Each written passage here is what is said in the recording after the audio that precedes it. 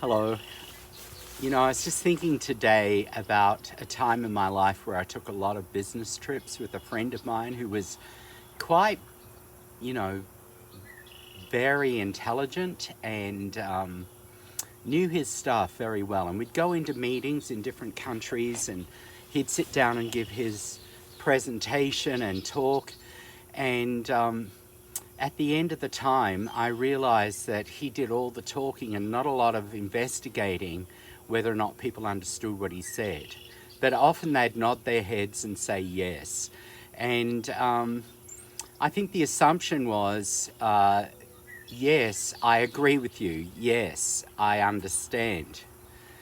But I've found in coaching, if you learn to listen like a coach, you need to interrogate what yes means. Yes can mean a lot of different things, and especially in a cross-cultural situation. And yes could mean, yes, I hear you. Yes, I am, in agreement with you generally, but I have lots of questions. Yes can be just really, in some cases, just very polite. And so interrogating what yes means is really, really important.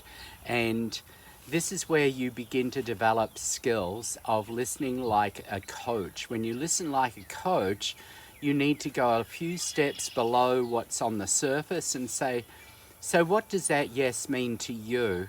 Yes, you're going to move towards it. Yes, you hear what I'm saying. Yes, you understand.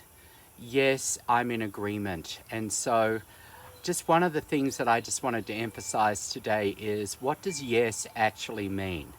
And we need to help people understand that as we are coaches, we are not here just to, it's not about us talking and giving our feedback. It's about us sort of unpacking, even for them, what their yes means. What does yes mean? And a lot of people are hearers but not doers. And yes can be a little bit sometimes of a covering for saying, yes, I hear, but I'm not making any commitments I'm going to do anything. And so a lot of people need to be held accountable for what their yes actually means.